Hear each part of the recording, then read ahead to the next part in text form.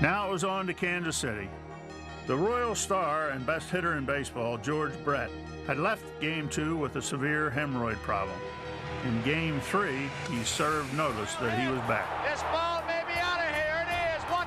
Listen to this. Dick Ruffin gave us a gutty performance, and once again, we came back late in the game.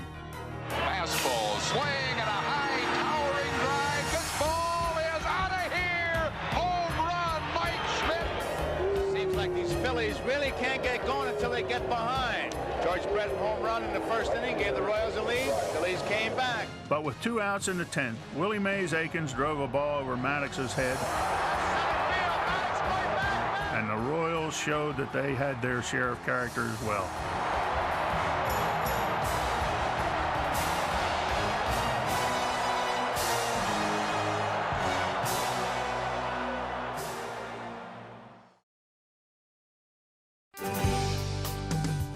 We've waited a long time for the switch to wait. This is about the greatest thing that ever happened to Kansas City, I'll tell you. While hosting their first ever World Series game was fun, narrowing the Philly lead was of greater importance. Willie Mays Aikens had even more incentive. My mom was up in the stands. It was the first time in my whole life that my mom had a chance to see me play.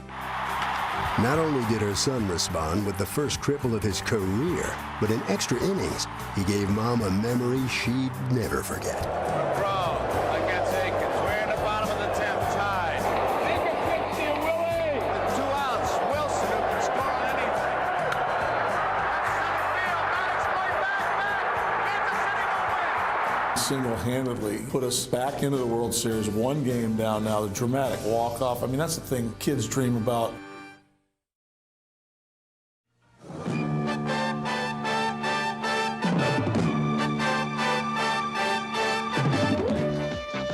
This afternoon from Royal Stadium in Kansas City, NBC Sports presents Game 4 of the 1980 World Series. The National League champions, the Philadelphia Phillies, versus the American League champions, the Kansas City Royals. Brought to you by the Miller Brewing Company, brewers of Miller High Life. If you've got the time, we've got the beer. By Ford and your local Ford dealer, who invite you to test drive the new 1981 Ford cars and trucks. By Gillette Astra, the pivoting head razor, the pivot makes it better. And by Pepsi Cola and your local Pepsi Cola bottler, who invite you to catch that Pepsi Spirit.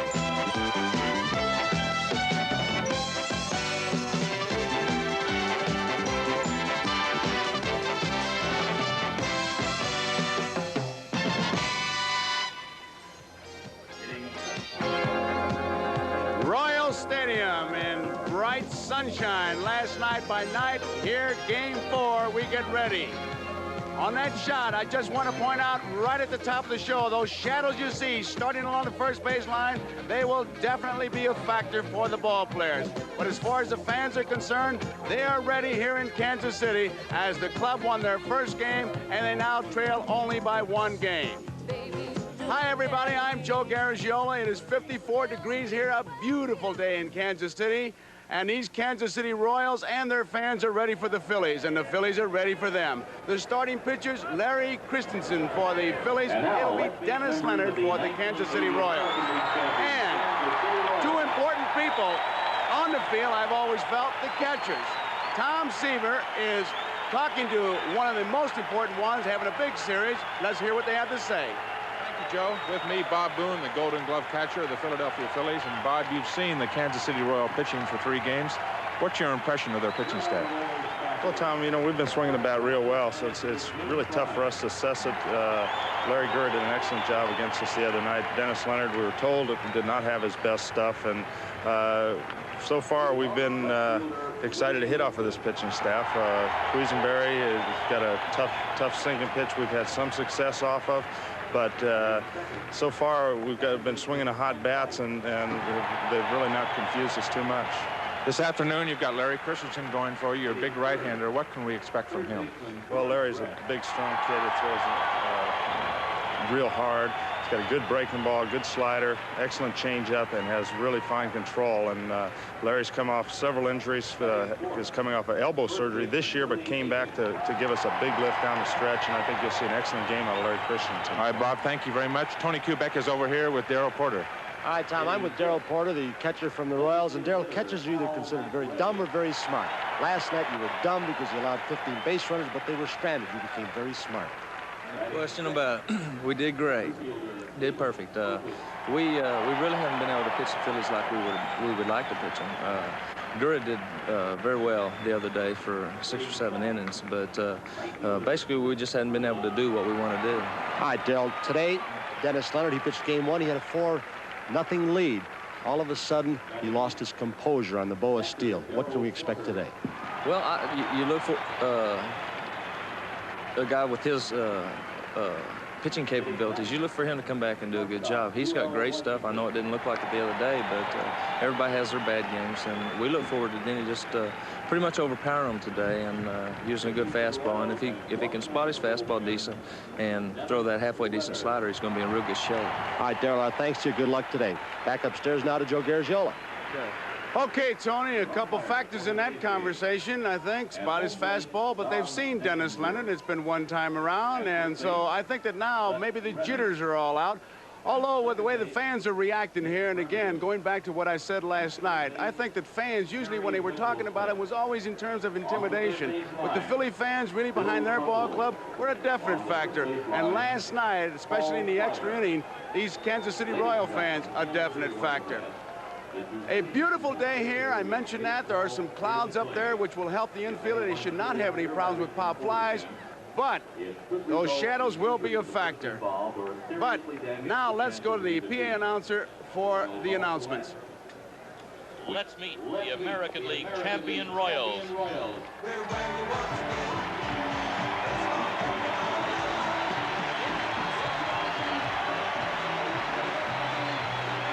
The Royals take the field. Their fans cheering them. And we're getting set for the national anthem. And once again, we'll wait for the PA announcement.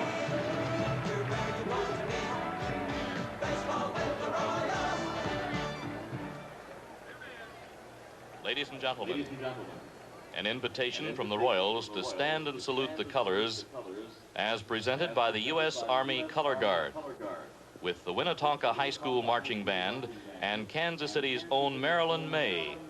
We honor America with our national anthem.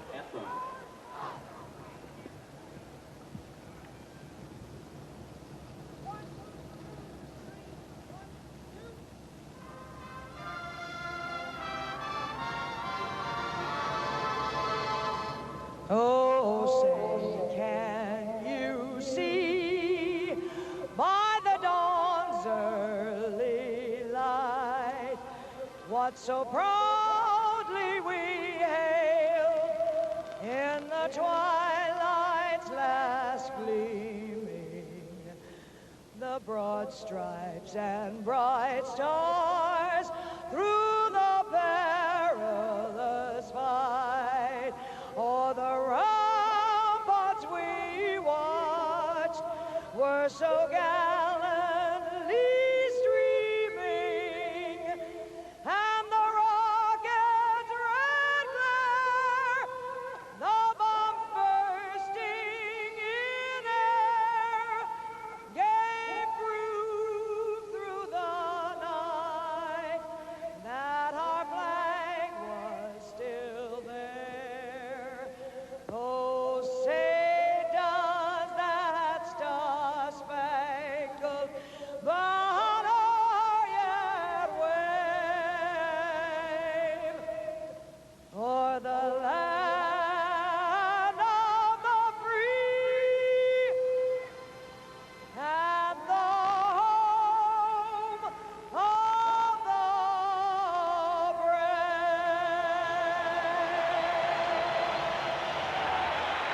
Kansas City's on Marilyn May, as she says, singing her only hit. We'll be right back for the start after these messages.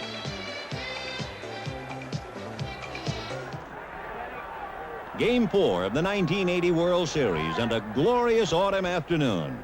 In Missouri, this day has been proclaimed Kansas City Royals Day.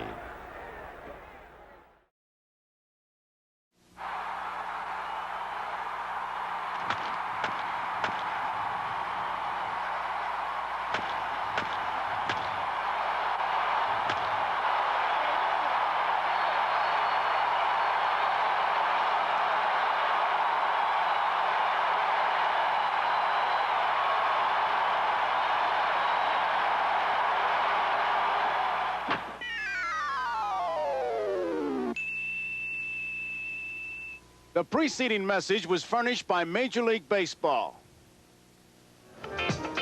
Back at Royal Stadium, here is the lineup for the Philadelphia Phillies for Game 4 of this 1980 World Series. Leading off, Lonnie Smith in left field. Batting second, the first baseman, Pete Rose. Batting third, the right fielder, Bake McBride. Batting cleanup, third base, Mike Schmidt. Dale Unser is the designated hitter. Center fielder, Gary Maddox. Second base, Manny Trio. Shortstop, Larry Boa. And then the catcher, Bob Boone. And now we'll take a look at the defensive alignment behind Dennis Leonard. Willie Wilson in left, Amos Otis in center, Clint Hurdle in right field, George Brett at third, U.L. Washington at short, Frank White at second base, Willie Mays Aikens at first, Darrell Porter the catcher, Dennis Leonard the pitcher.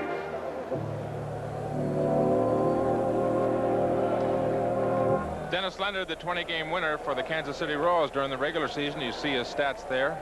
111 with a 3.79 ERA. Pitched just 3 2/3 innings in Game 1 of this World Series. Leonard is 6'1", 190, 29 years old. A real workhorse. Pitched 280 innings, as you see. 271 hits. That's a pretty good innings pitch to hit ratio. So we're ready to go. The first pitch to Lonnie Smith. Fouled out of play. He doesn't wait very long. Smith 0 for 1, hitting at 364. I think one thing the Phillies will find out today about Leonard, he throws a little bit harder than he did the other day in Philadelphia. George Brett. They got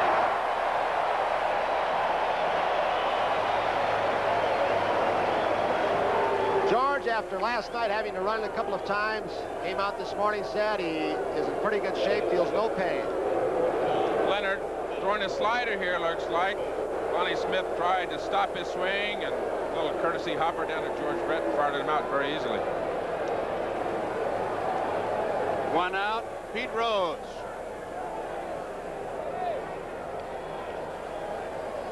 One for 11. Ball one. Up the middle, Frank White, good play. Didn't get it. Goes into the dugout. Aikens missed it. Porter tried to keep it from going into the dugout. Could not, and Rose gets an extra base. See how they score it. What looked like was going to turn out to be a sensational play. Frank White off balance. This ball has got to be at least stopped by Willie Mays Aikens. But it may have scooted on the dirt. Darrell Porter hustled as hard as he could. Here's a different angle on it from right field. This will show you the range of Frank White. Goes behind second base. It's got to be stopped. And when Darrell Porter tried to stop the ball, sliding on his legs, it went into the dugout. So it'll be an error charge, I'm assuming, to Frank White. You can forget the assumption. It was charged to him, Tony. High fly ball. Wilson coming in. Makes the play. 2 outs. Rose credited with the hit. Gets the second on the error. There you see him. Here is Mike Schmidt. Outside. Ball one. Good fastball. 1-1 to count. Well, I was surprised the statement that Mike Schmidt made the other day after having seen Leonard one time, that they will finally see a National League type pitcher. He was referring to Rich Gale. Gale throws hard, but I think, as I said before, Leonard did not throw hard his first outing. He has good breaking stuff, but he may surprise him with their fastball. It's fouled out of play.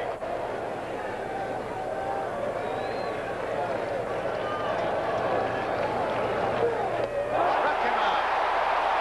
Good breaking ball. That ends the top half of the first inning. So we go to the bottom half of the first inning. Philadelphia nothing. Kansas City coming to bat. And the Kansas City Royals, who won their first game last night, here is their starting lineup. Leading off, Willie Wilson in left field. Second baseman Frank White bats second. Batting third, George Brett. In the cleanup spot, Willie Aikens. Designated hitter is Hal McRae. Center field, Amos Otis, a hot hitter. Right field, Clint Hurdle. The catcher is Darrell Porter. And the shortstop, U.L. Washington. Defensively for Philadelphia, Dal Unser in left, Gary Maddox in center, Bake McBride in right, Mike Schmidt at third, Larry Bowe at short, Manny Trio the second baseman, Pete Rose at first, Bob Boone the catcher, and Larry Christenson the pitcher. And Joe, as the lineups were taken up to home plate, we'd gotten the word just before the game started. The original lineup had Lonnie Smith in left and Unser DHing. Now, Dallas Green finally caught what he had done, and he finds out that he can play the man there. Unser, who's a much better outfielder than Lonnie Smith in left field, so he changed those spots. He has made Unser the left fielder and Lonnie Smith his DH. Larry Christenson, the pitcher for the Phillies today, 5-1. He had elbow surgery earlier in the year and came back off of that elbow surgery very quickly. Pitched just 73 2/3 innings, 6'4", 215 pounds, just 26 years old, a big, strong man. You'll see an overpowering fastball at times, good riding fastball with good control, and an outstanding slider. There's a curveball on occasion, a changeup on occasion, just maybe 6 or 8 times a game, but mainly you see a very good fastball and an outstanding slider. Willie Wilson, they've been able to get him by keeping the ball in on his hands. Let's see how Larry goes. Right down the middle. Strike one. Good fastball. You can hear that ball pop all the way up here. This is grip. 1-1. He chokes up on that bat. He just needs to hit the ball to where it touches the ground twice, and he's got himself a base hit. Base hit. He's on. Now the excitement will start around first base with Christenson. As I recall, Christenson has a little trick move with that knee. There it is. He fights off the pitch. Got it in on him like they wanted to. Maybe not far enough in, Tom. Maybe they wanted off the plate, but he did fight it off the left. He got behind Willie Wilson and had to throw a fastball. Looked like it was right down the middle of the plate, but this will be an interesting situation at first base, Tony. Christenson does have a very good move, and of course Willie Wilson, the outstanding base runner in the American League. White is the batter, and Boone may have noticed something in Wilson's running because he was ready to double pitch out. There's the move. It gets high all the way to right field. He may go to third. He will go to third. And if they don't hurry, he'll score.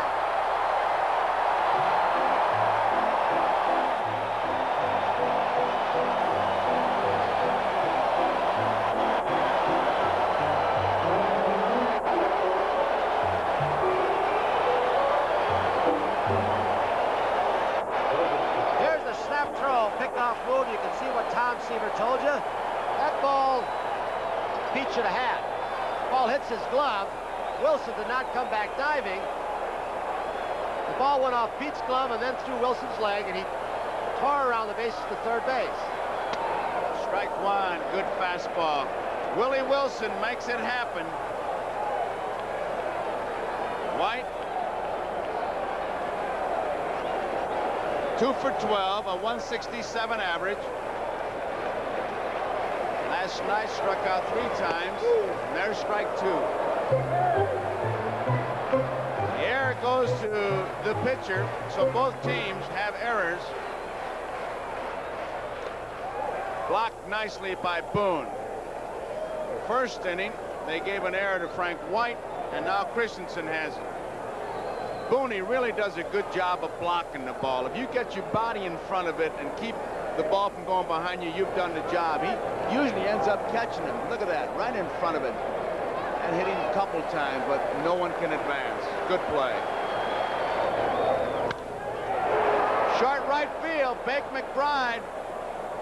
Wilson tagging up. He starts up holes as throw comes in. And you can see how Bake McBride knew the speed of Willie Wilson at third because he wasted no time to get that ball back. And Wilson has been outstanding scoring the short fly ball. McBride played the ball very well, Tony. A 3-2 pitch fastball out over the plate. White popped it up to right field. McBride got behind the ball where he could set his feet, go through the ball and make a good throw to home, good strong throw to home. And I think if Wilson had tried to score, he'd have been out. Would not have been a very bright play had he tried to score with this fella coming up, because here's a fella drove in more runs in games he played. 1 ball, 1 strike on George Brett. 1 man out. Bottom of the first, no score. Base hit. Extra bases. At least a double. He's digging hard. He's going to go for 3, and he'll make it. And he slid.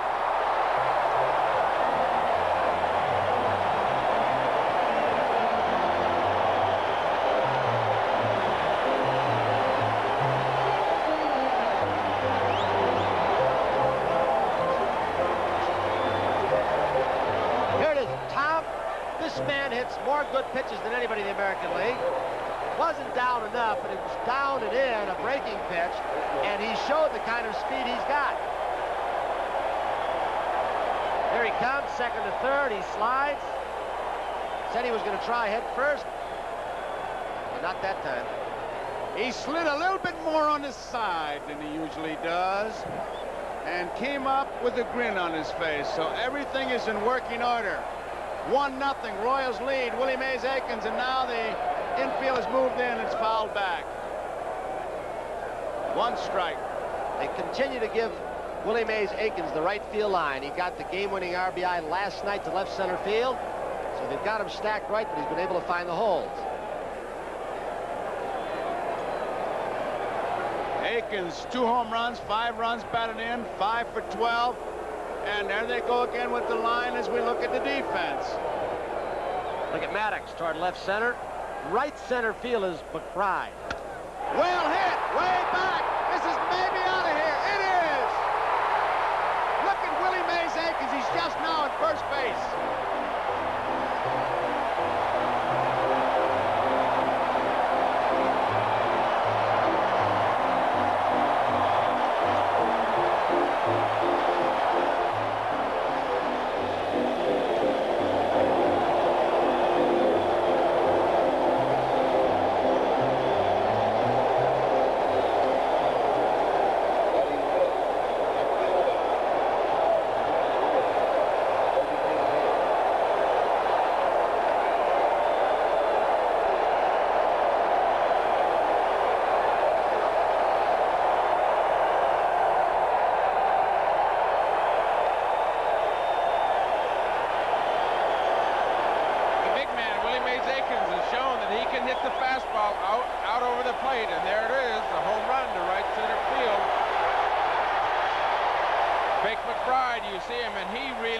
That ball. Aikens just has come out of the Royals dugout and given the fans a wave.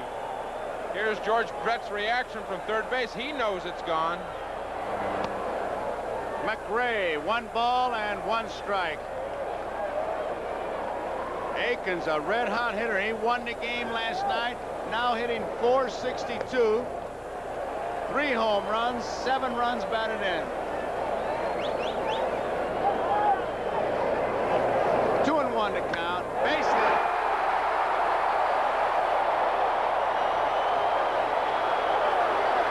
He stretches it. How about that?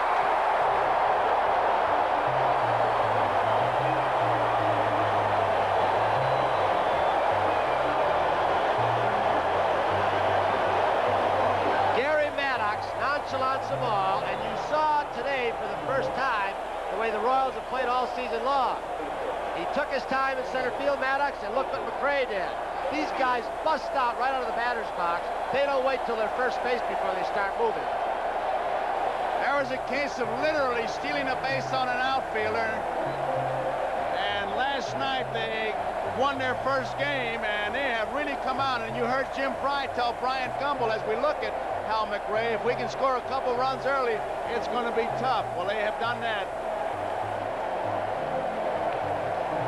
Pete Rose trick. Rose always used the expression, as we see McRae sliding again, my stolen bases come when I hit a single and turn it into a double. And McRae may have learned that from him too, Tommy.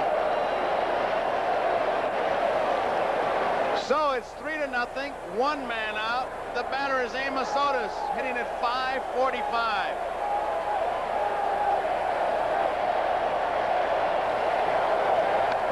Fouled out of play. Otis has 2 home runs, 5 runs batted in. He's 7 for 13.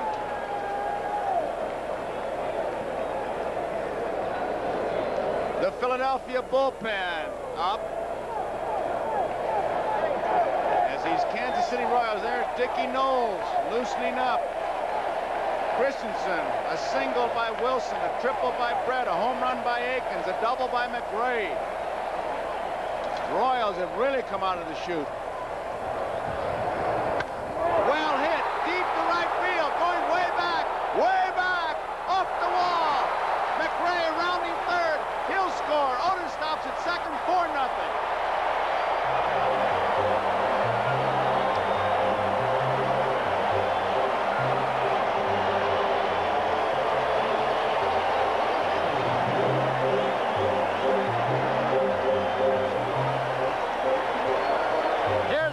McRae at second base. McRae goes back initially. Might have been a slider or a cut fastball. Right field, Gary Maddox, as the ball hits the wall, mishandles it a little bit, but he wasn't going to get McRae anyway. There he starts bobbling it around. McRae circles third base and comes on home. They had better stall for time out in the mound, which Pete Rose is doing, and let Dickie Knowles get good and loose. They have hit some shots. You might want to watch now the change in attitude. Remember, the Kansas City Royals led 4-0 in the first game. Dallas Green is coming out now. It's a 4-0 lead. Looked like Kansas City was going to blow Philadelphia out in that first game. Those Phillies came roaring back. It'll be an interesting just to watch to see the change in attitude. All 3 games have been crazy. The first 2 ball games, you might have thought, as Green waves to the bullpen, they were Kansas City's the way the game went. Last night, Phillies strand 15. You say, hey, that ought to be their game. We've had 3 like that. Could happen again. And we're going to have a pitching change. And we've got a break in the action, but we've got plenty of fireworks when we come back.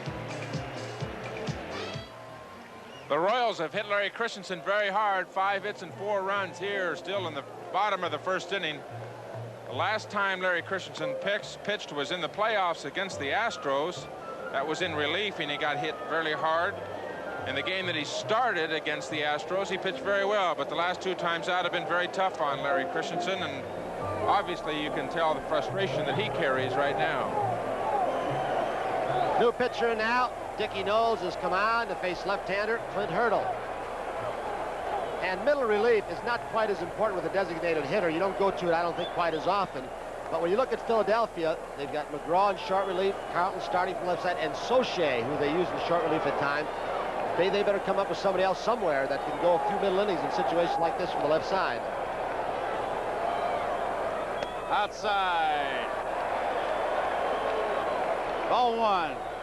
12 total bases in this inning for the Kansas City Royals. Bat rack really juiced up today.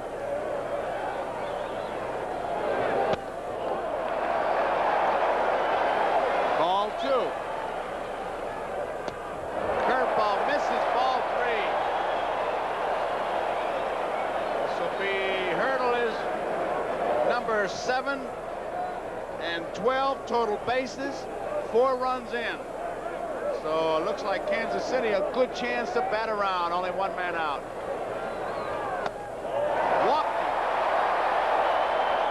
First base on balls for Kansas City. And the batter is Darrell Porter.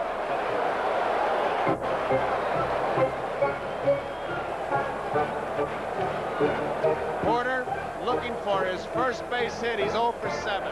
Wind is blowing out. There's his strike. Strike 2 on the outside corner. Trying to keep that ball as we look at Otis at second. Hurdle is at first. Keep that ball on the outside corner, hoping that he will pull it, hit the ground ball to the second baseman trio. Didn't get the curveball out on strikes. A good curveball. So there are 2 away, and here's the 9th man to bat in this inning, UL Washington. UL Washington, shortstop. A big inning for Kansas City. A single by Wilson, a throwing error trying to pick him off, send him to third. A triple by Brett, send him in. A home run by Aikens. A double by McRae, a double by Otis. 4-0.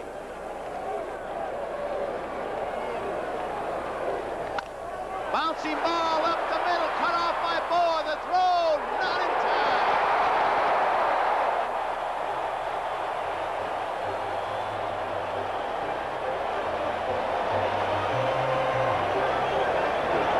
Larry Boa saves a run. That runner from second base can't score. Another artificial surface hit.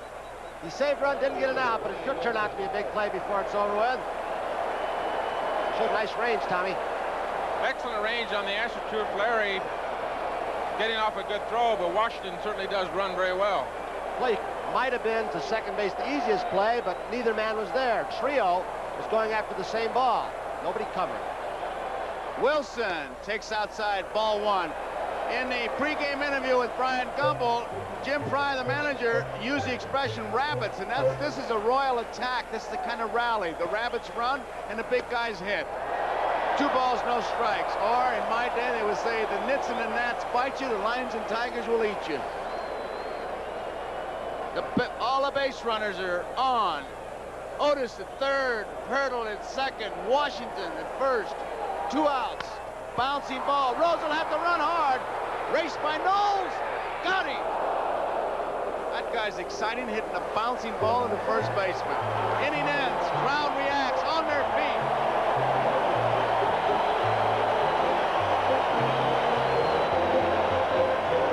Dickie Knowles came close to not getting over in time. Dutch Leonard, first base umpire, has 2 very close calls. Watch the 2 feet. You bet. He beat him by about 2 inches on that. So at the end of a complete inning here, the score, Kansas City 4, Phillies nothing. Royals with 4 runs home in the first, bases loaded. As soon as Pete Rose backed up on this ball hit by Willie Wilson, you'll see why they call him the fastest man in baseball, as Dickie Knowles, and a great call by Dutch Leonard, just barely got the foot down in the head of Wilson. It's a great shot because Knowles' foot came down while Wilson's foot was in the air.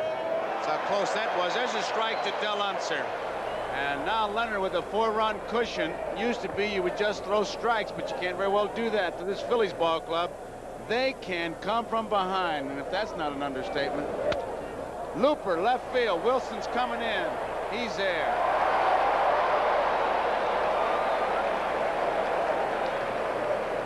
Willie Wilson, described as the most disruptive, productive, concentration breaker in baseball. And I'll buy that, I'll tell you.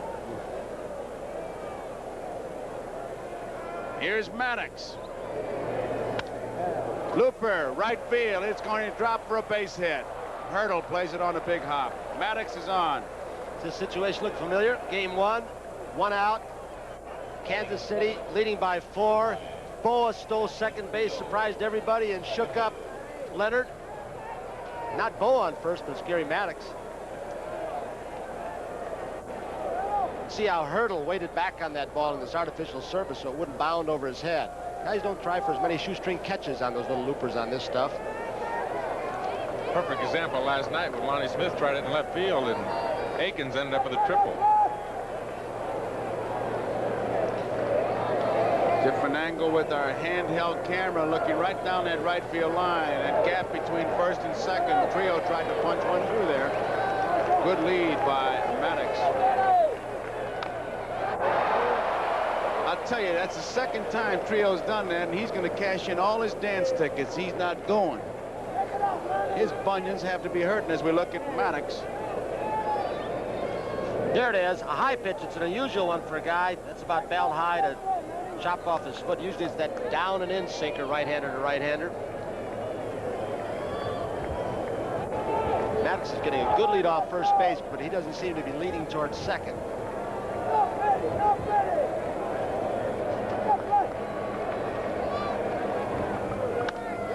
Ground ball, could be 2. There's 1. Nope. Into the stands again. And on the second base goes Trio. Low throw It'll be an error on UL Washington. Be an error on UL Washington, but watch the way Frank White, very unlike him, shuffled the ball with two hands. Look at this. You barehand the ball. I got to believe that may have fooled Washington a little bit. And of course, he's got the runner Maddox, who got a good jump bearing down. So it'll be an error on UL Washington. Here, Tommy, from left center field, it's Maddox. You know, one of my roommates in the big leagues has been Buddy Harrelson, who was an outstanding shortstop for the New York Mets, now playing in Texas.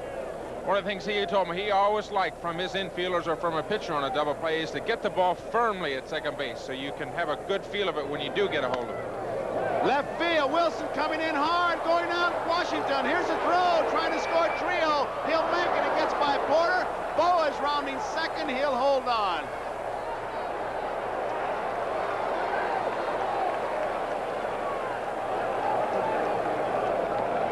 Trio was coming all the way. It's a 4-1 ball game. I tell you, a 4-run lead is not safe with this ball club. So the error on UL Washington hurts. Willie Wilson does not make a good throw. As shallow as he was playing, he took too much time right there, and then he throws the ball off line. And Leonard was not backing up Porter, so they made a few mistakes on one play. Watch how much time he takes. He's got to throw that man out. I think the reports probably said as you saw Leonard, he wasn't back at home plate in time. Talked about Willie Wilson. His arm is not very strong. It's average. Here is Bob Boone. Well hit. Brett is there. The throw in time. And that ends the inning. The Phillies score 1 run. So as we go into the bottom half of the second inning to score here, Kansas City Royals 4, Philadelphia Phillies 1, and 2 up for Kansas City, Frank White, George Brett, and Willie Aikens.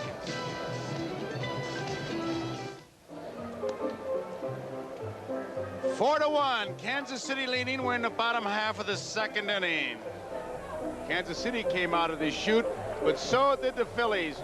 Greg Luzinski, who had that viral infection, is here with the ball club. He is not playing. And let's get a report from Merle Harmon. All right, Joe. Bill Giles is the executive vice president of the Phillies. Where's the Bull? Well, the Bull wants to play, but he's feeling still a little weak from that influenza. I think he might be in there pinch hitting before the game's over, and he'll be ready to play tomorrow. All right, he was the DH in Philadelphia. Isn't the DH ideally suited for him? Yes, I think it is. He's not that great a defensive player, and I think the DH is a good position for him. All right, Bill, thank you very much. Now back up to the booth.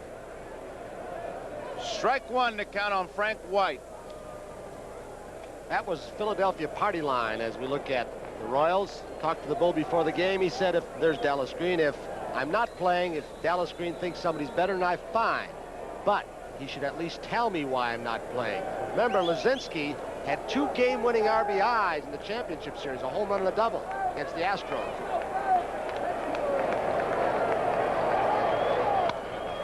Center field, coming in hard, Maddox. He's there, 1 out.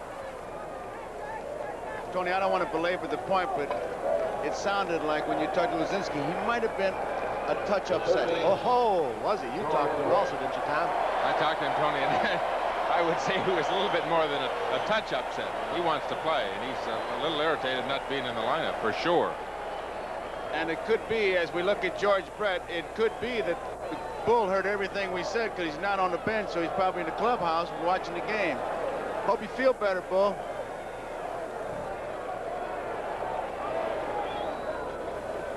George Brett, what a hitter. A triple his first time up. Brett, I don't know what you can say about this guy. 6'11". Takes it low, ball 1. Comes off what they called minor surgery. Hits a home run his first time up after the surgery. Triple this time. Hard hit. Nice play by Trio. That is what is known in the major leagues as a hard out. The first baseman, Willie Aikens. Manny Trio, one of the smoothest fielding second basemen in the National League with a whip-like arm. I love to watch him throw. Looks like he's never going to get rid of it. And then pop, perfect throw to Pete Rose. Here is the man of the hour. Last night, it was his base hit that won it. He also had a triple scored. Had 2 home runs in Philadelphia. Hit a 2-run homer in the first inning. Ball 1, Willie Aikens. Aikens with 17 total bases, leading all hitters. 7 runs batted in. Now that's what I call a Kansas City fan with a billboard yet.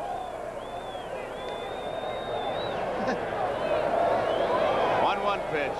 Dickie Knowles in relief for the Phillies outside, 2-1.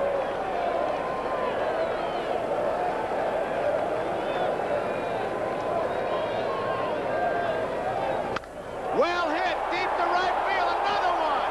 He's not even left home plate. He was watching it much like Reggie Jackson.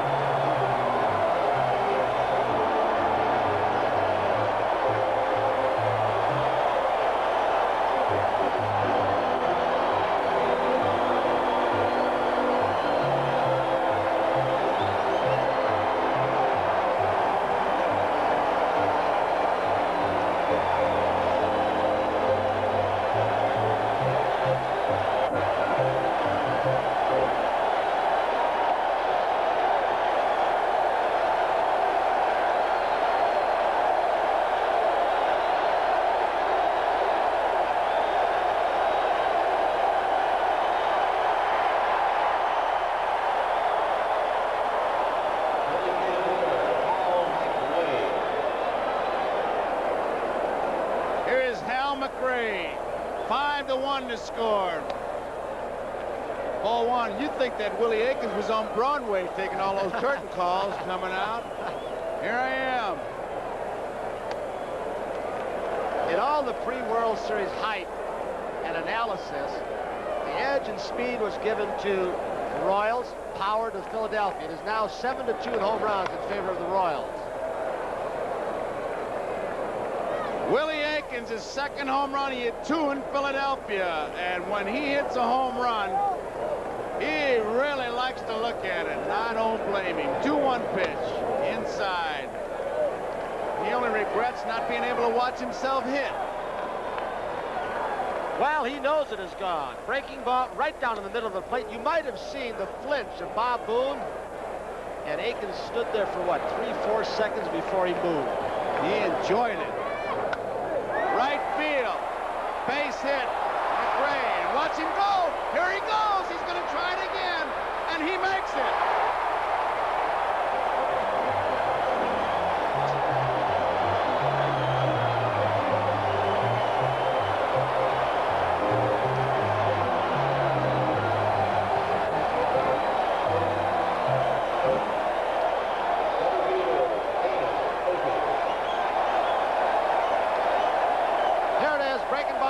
Slider up, and you can see how he made this double as he broke the shoot. McBride played it pretty quickly this time, unlike Maddox. They've got a scouting report of these are. And there goes McRae. What is that, the 6th extra base hit for the Royals?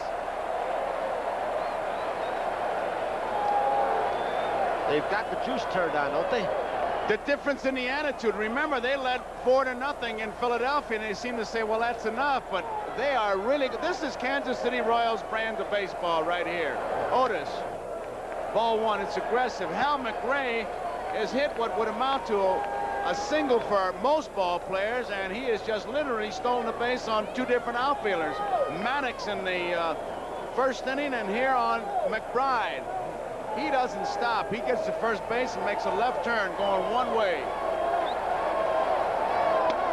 Fastball, 1 ball, 1 strike.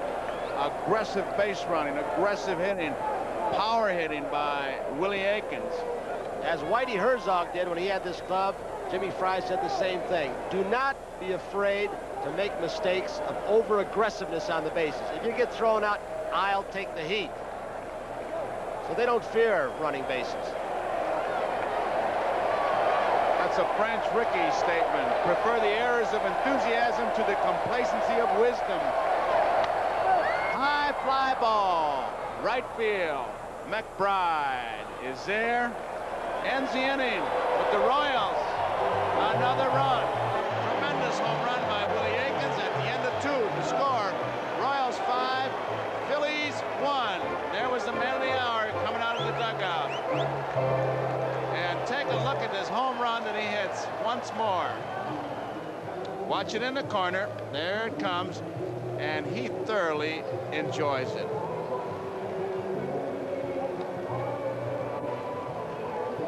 Dropped the bat and says, I want to see it too. So there's the score at the end of 2. 2 up, Smith, Rose, McBride. And we'll be back after these messages from your local station. Well, yesterday we had some 42,000, and with that shot we see there from the Goodyear Blimp America with Captain John Moran, it looks like we got a jam-packed ballpark, just judging from the parking lot. And what a ball game. Lonnie Smith, ball 1. Tell you, Willie Aikens imitating Reggie Jackson in many ways by watching the ball as Smith hits a high hopper to Brett. And who can ever forget, talking about Jackson, those 3 home runs he had against the Dodgers? Will Willie Aikens do that today? I recall he hit those 3 home runs on 3 swings, 3 consecutive swings, didn't he?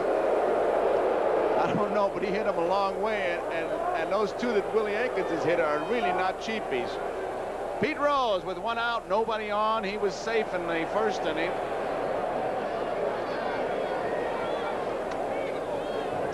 One ball, 1 strike.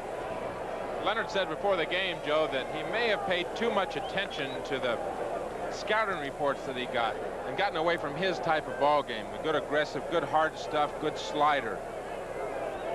He said he's going to try and get everything out of his mind, just pitch his ball game today, not really go by those scouting reports. 2 balls and 1 strike. So really he made his own fatal mistake, because you still have the ball, you get the information, but you have to do it.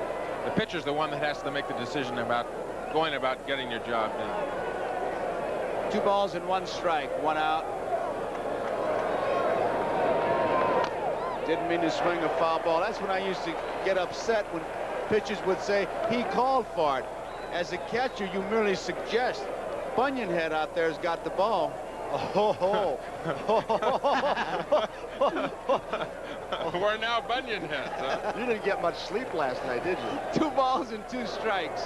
Line drive, left field. Wilson plays him perfectly. He's there. That is not an easy outfield spot when the sun comes out as it is now. Remember Bucky Dent and Lou Piniella in the championship series here where they lost the ball?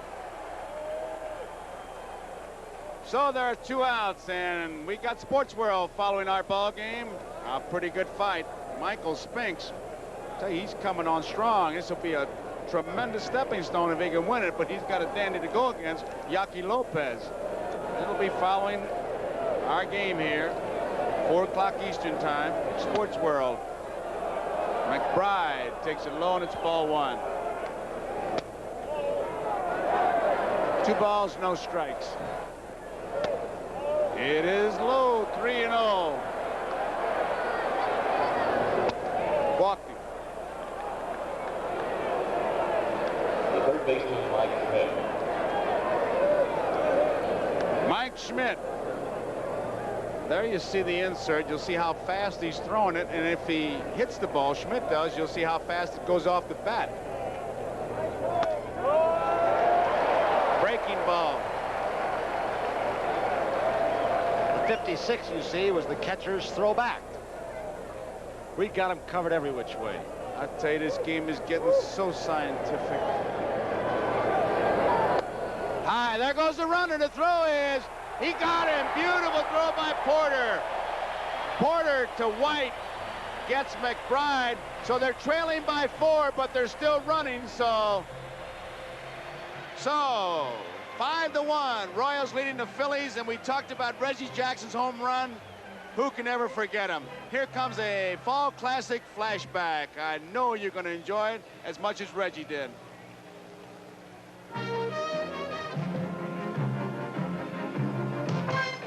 Reggie Jackson at the plate for the Yankees. In his 2 previous at-bats tonight in the stadium, Jackson has blasted homers. The Dodgers' Charlie Huff on the mound, getting ready to pitch to Reggie. Here it is. There's a swing and a drive deep into center field, and it's over the fence for a home run. Jackson's 3rd consecutive, a feat previously accomplished in series play by only Babe Ruth.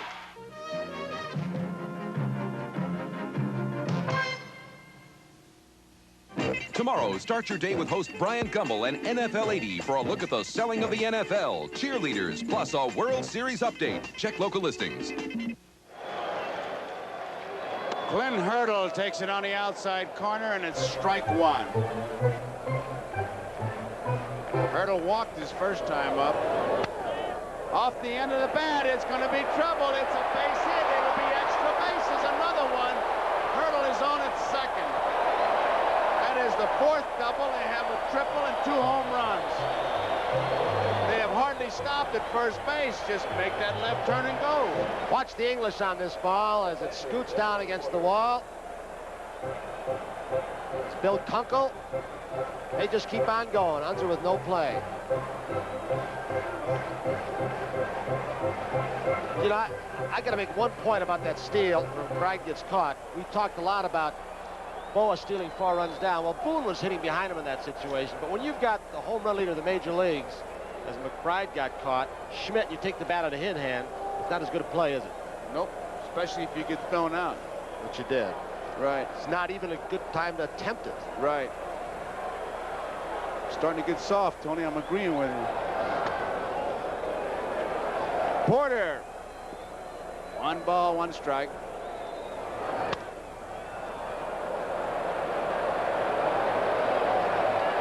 Schmidt in foul territory makes the play.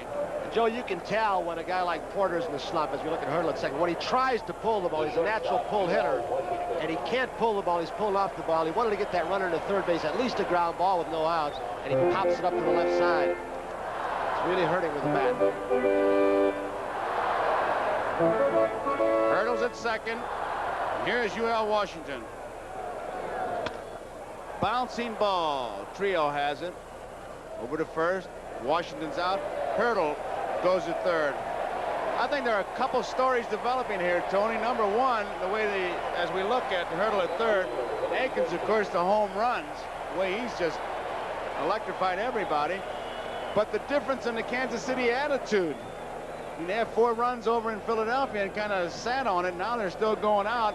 And this Philly bunch, in playing in the playoff games, it just came from behind. The only way they seem to know how to play is from behind.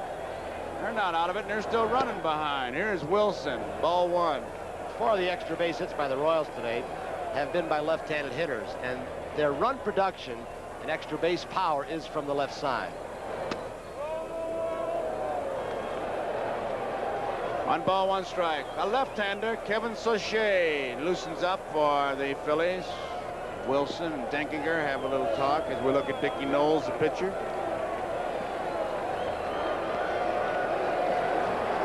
Hurdle at third. There's his strike. Wilson had 184 singles this season, which is a new American League record. He went to bat 705 times.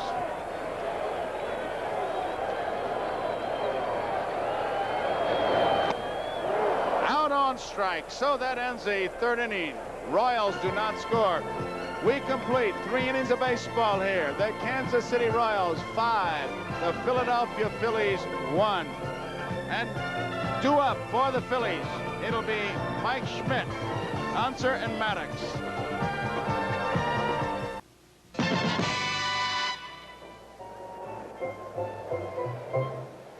There you see the proud peacock right where it should be at the World Series. To the left, Arrowhead Stadium and Royals Stadium, the Harry S. Truman Sports Complex here in Kansas City. What a tremendous sight. Let's pause briefly for station identification. This is the NBC television network. Make your dream house a reality. 7:30 Monday on Fight Back on KNBC Los Angeles. Schmidt was out on strikes his first time up, a long way from the plate. bunts it beautifully. Leonard is the only man who can make the play, and he can't. So Schmidt gets it started. They need base runners, and the big guy says, I'm going to get something going. That could ignite him, Tom. Mike Schmidt is an exceptional athlete, handles the bat extremely well, a great fielder, outstanding speed for a good man. He bunted last night, bunting again today, trying to get something going. Leonard makes a mistake and looks toward the runner before he gets his hand on the ball, but even if he had, it was such a good bunt, I doubt if he could throw Mike Schmidt out. Mike has outstanding speed for a big man. Here is Del Unser. Unser, the left fielder. Takes outside, ball one. He's really bounced around, Unser. His father, former major leaguer, and I just love the line he used after his clutch hit when he won the game in Philadelphia. He said, this scratches a 30-year itch for me. That's how long he's waited. The 1-1 pitch. High fly ball, left center field. Wilson, Otis. Otis says, I'll take it. And he does, so there's one away. You see that often in this ballpark. It is a rough sun feeling left, and it is glaring in the eyes of Willie Wilson. So Otis will come over and look away from the sun and take a lot of balls away from him. And a shot there, see how big this park is in the alleys. 385 in each alley, and then it goes out to 410. Wilson, you can see the glare of the sun. The glasses are down, but he still hasn't picked up the ball. He's almost trying to look through the webbing of his glove. I've heard some outfielders have tried that to break up the glare, but Otis comes over and helps him out. That is the best way. Here is Maddox. First pitch, hits it. Little dribbler, Aikens will race him and got him. Long call, just did get him.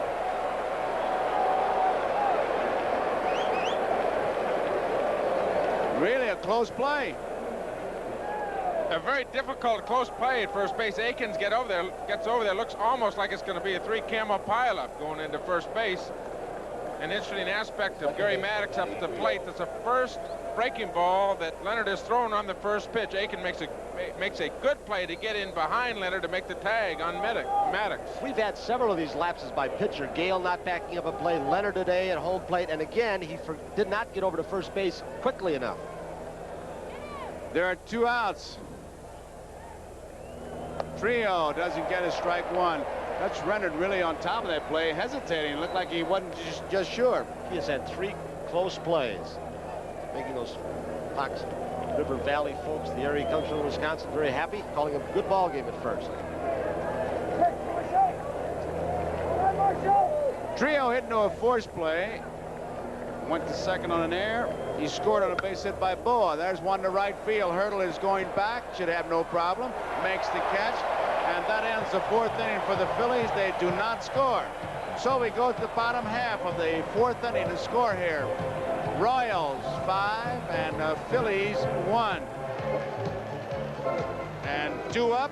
It'll be White, Brett, Aikens. For those of you who may be joining us late, we're moving to the bottom of the 4th. Game 4 in Kansas City. Clear skies overhead, but thunder and lightning down on the field. Royals are out in front 5-1 on the strength of 9 hits, 7 of those for extra bases. As Dickie Knowles prepares to work the 4th, he'll be coming up to the middle of that order. Brett, Aikens, McRae, and Otis. Those 4 have combined for a .537 average in this series. And he'll be facing Aikens' 3rd, Joe, and we know what he's already done his first 2 times at bat.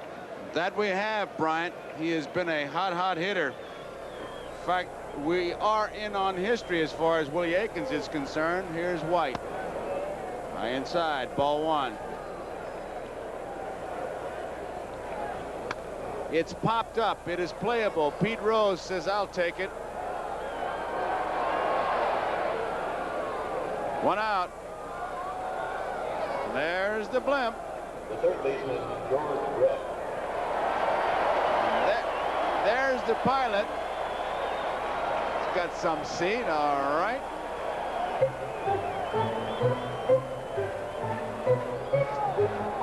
That's a good job. So there's 1 out, and here is George Brett. Brett tripled and scored and hit a ball hard at Trio. He was out at first base. Aikens is the on-deck hitter, and he'll just get a roar when he comes up. Strike one. Aikens, the on-deck batter, is the first player in history to hit 2 or more home runs twice in the same series. And Jackson's 3 home runs, Reggie Jackson's 3 home runs you saw in the flashback were 3 years ago today. Right to the day. Trying something new on Brett this time up, who's hit the ball hard almost every time in this World Series, but they're still playing him to pull in the outfield, but they went fastballs low and away. He had a fastball low and away from Davis. That guy's got to be a George Brett fan, that youngster. Well, that kid, he was supposed to call his mother, but he bought a hot dog and made the sign up. 2 strikes on Brett. Down he goes. There's a message right there. Here comes Jim Fry out. There's a message. Jim Fry is out right now. He is really upset. He is really upset. 2 strikes, no balls, and he really low-bridged him. Fry wants to go after him.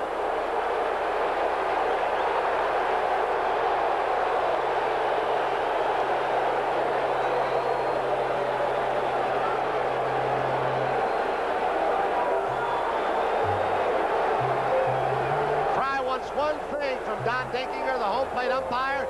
He wants a warning issued to the pitcher, and we're going to ask Ronnie Luciano, who's in the booth. Brett is the calmest guy here. Now Rose is challenging Fry.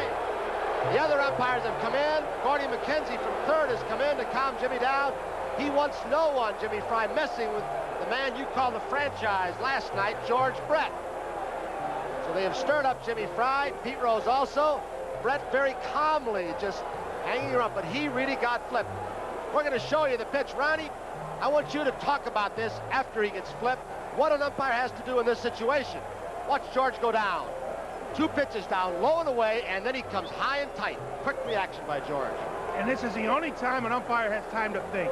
Here it is. He's looking at the pitch. He sees it comes high in on George, and he's saying to himself, listen, I've got to warn him. What am I going to say? I've got to pick up my words perfectly. And at the same time, while he's watching this, he looks out of the side and he sees Fry starting to come out of the dugout.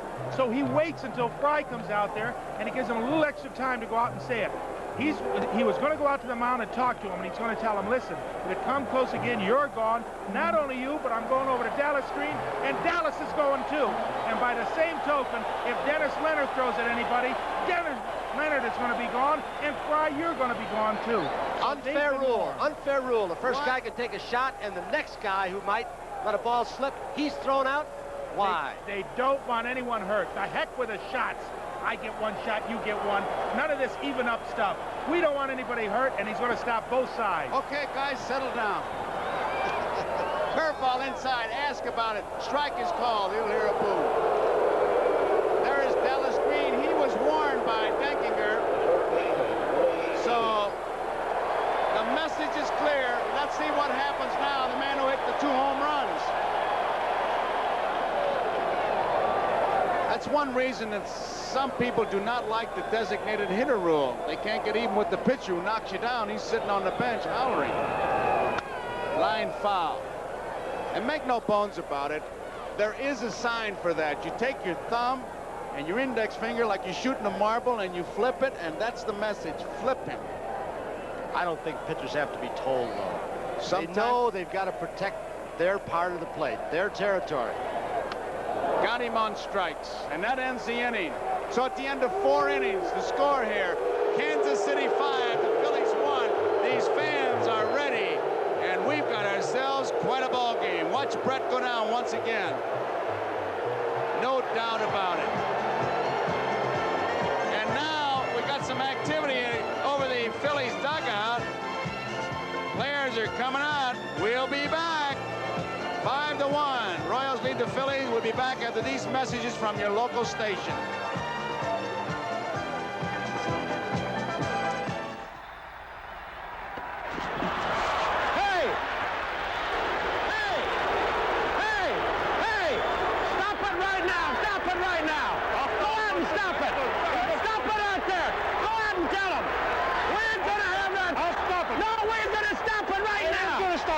You better go get him. And you tell Leonard I don't want. You better go get him. Follow him. We ain't gonna have none of that. How do you know?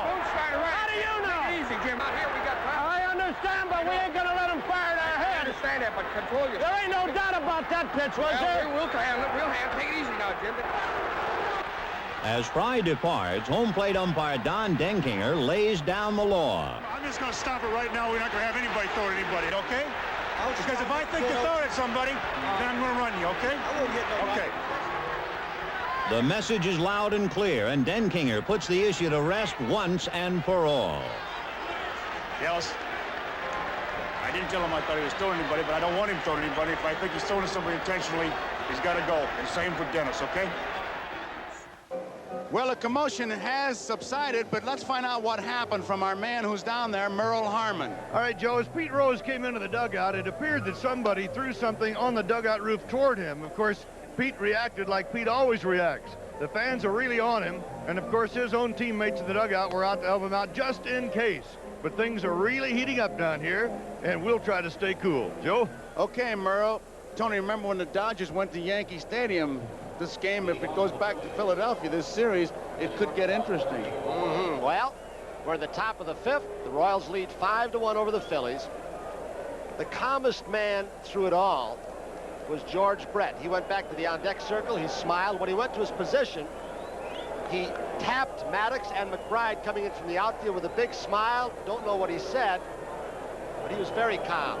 He knows the pitcher has to do that once in a while. Move you back. Boa. Sliced out a play foul. When he went by McBride, Tony, going over to his position, he looked at him, put up his thumb and his little finger and said, "It missed me by just that much." Both of them had a nice smile on their face. Boa was involved in the only run for the Phillies in the second inning. Maddox single, trio. Hit into a force out. UL Washington threw the ball away. Boa hit to right field. Hurdle has it. Boa's the man with one out here who in the second single home the only Phillies run. Well, executive wives go through pressure. Mrs. Don Oldmeyer watching the game. Lady nearest the on the right side of the screen. Is he going that good? Pretty good catch, huh? Bob Boone, leadoff hitter, Lonnie Smith. Boone should be a base hit up the middle. Amos Otis, so with one out, Boone's on down at first base, and will bring up the DH, Lonnie Smith. The pitch from Leonard from their center field camera gave you a good shot of Bob Boone, a fastball hitter, and a fastball right down the middle of the plate. Line drive. Right out to center field. Amos Otis plays it. So Boone's on first with a single. 2 home runs in this ball game by Willie Mays Aikens, and he has enjoyed them both. Ground ball could be 2. Brett, the White, he can really unload. He's got a very fleet-footed runner in Lonnie Smith. Brett even with a bag, and he turned it over in a hurry to Frank White. So Dennis Leonard pitches out of the problem here in the 5th inning. The score, as we look at this replay, look how shallow he's playing. Even with third and the runner coming, Boone, Frank White unloads in a hurry.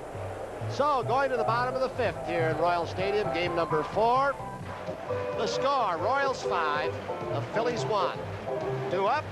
Hal McRae for the Royals, and Amos Otis and Clint Hurdle.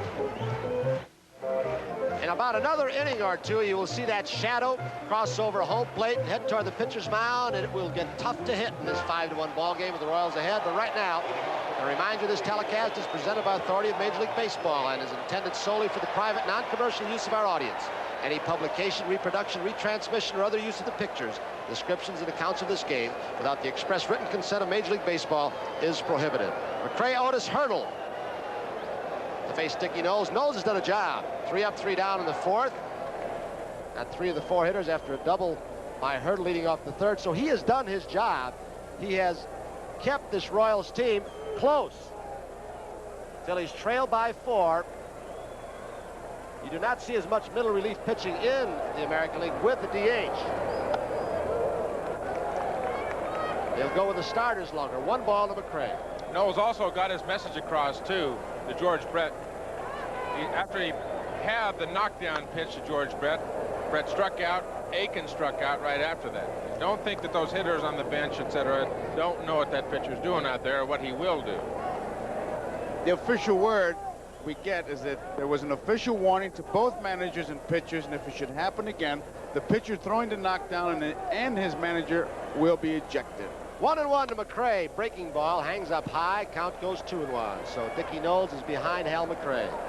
McRae, the DH, hitting in the number 5 spot. 2-2. That bears out what Ron Luciano said. You don't get even. Don't want anybody hurt. He got him inside. Ran a fastball in on the fists of McRae, so he has struck out 3 in a row.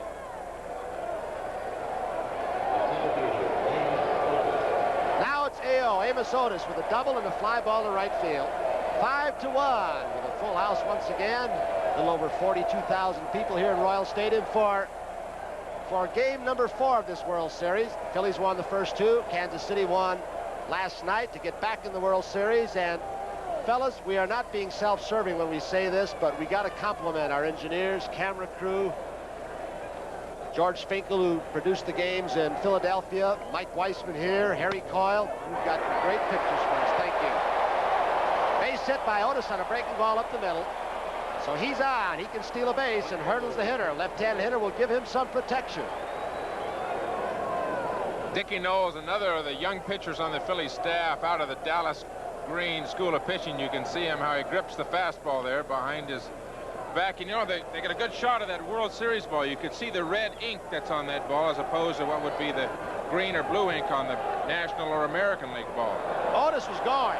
Otis was going. He took 2 little shuffle steps off first base, and then Dickie Knowles stepped off.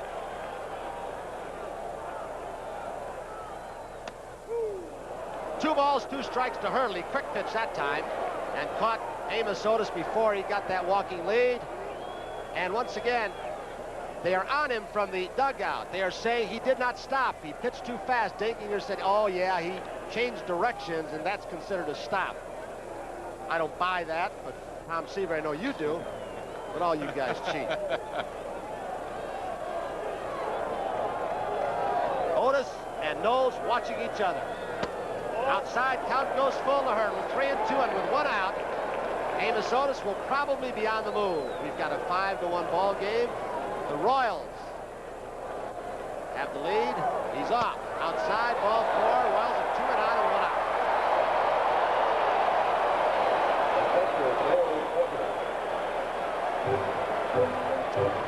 Well, it'll bring up Darrell Porter, who has struck out and fouled out.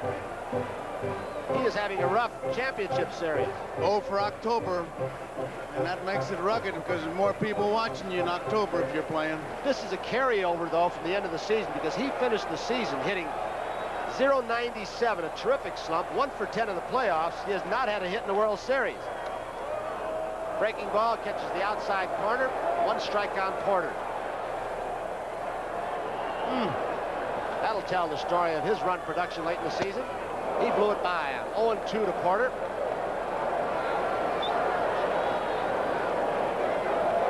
Porter gets an outside fastball from Dickie Knowles, and it looks like he's trying to pull the ball, Tony, instead of going with that ball, trying to hit it up the left center field alley. Really gets back on his heels. Drill, but it's pulled foul. High breaking ball, hanging slider. 2 balls, 2 strikes, 1 out. Otis on his way back to second base with 1 out. Clint Hurdle has been on base all 3 times this ball game. 2 walks and a double. He's down at first. The 1 ball he did hit hard, he just pulled it foul, and I can't help but think what Bob Forsch, the Cardinal pitcher, the fellas in the slump, calls buzzard's luck.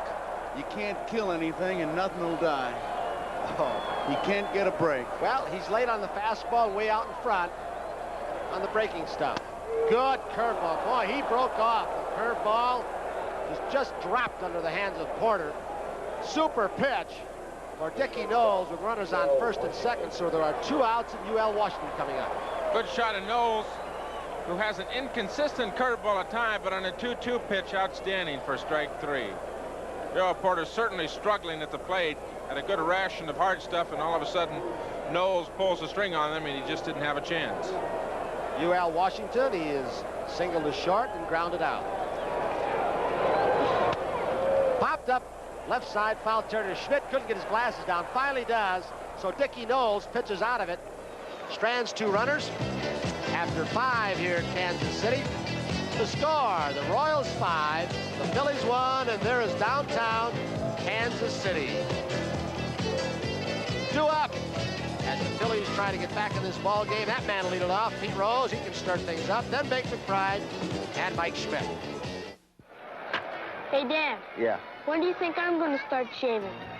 It's going to be a few years, son. But when you do, you got something great to look forward to. ARCHIVAL, right, Dad? Right. AQUAVELVA is real cooling. It picks you up after a shave.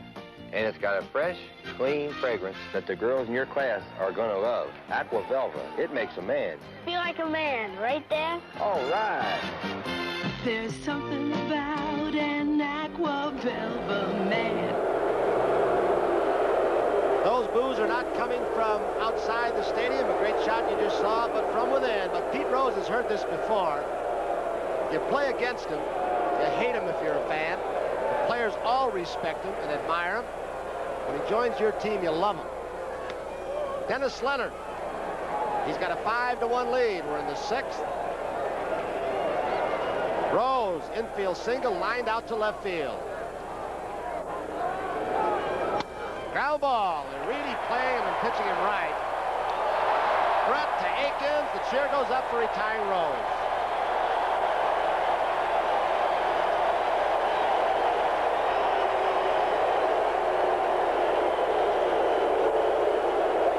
He tried to hit it past Brett. You can see when he was up there, he was looking that way. Rose rarely bunts. He fakes a lot of bunts, but he doesn't bunt that much. But he tried to smash it by Brett. Couldn't do it.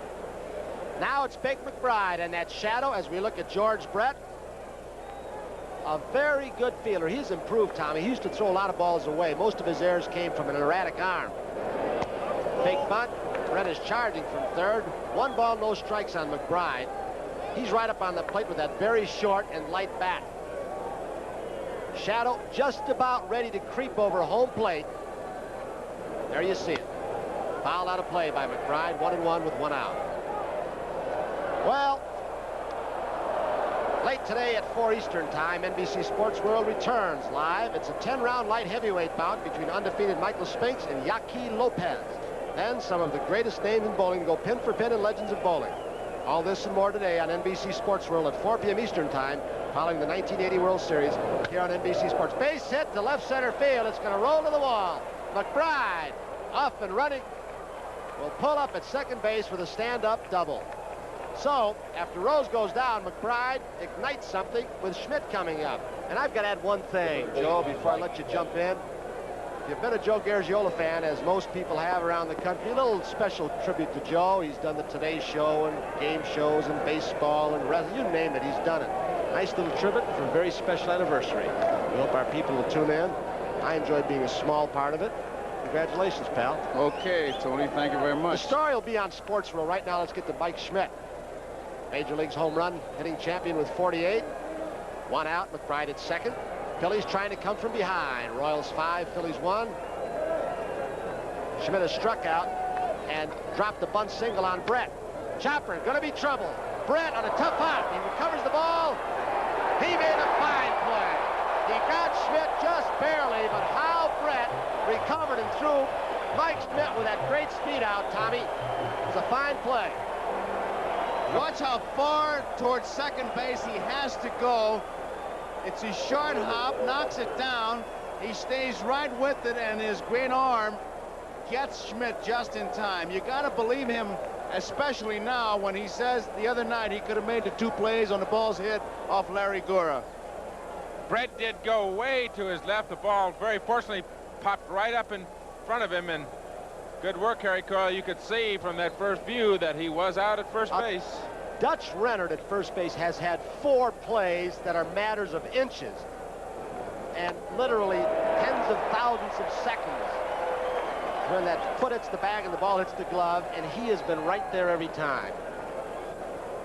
Saving that base hit prevents some problems for Leonard. McBride still stationed at second with 2 out, 1 strike on Dal Unser, who's 0 for 2, 2 flyouts. Breaking ball gets away from Darrell Porter. Just off the end of his glove. It'll be a tough official scorer's decision.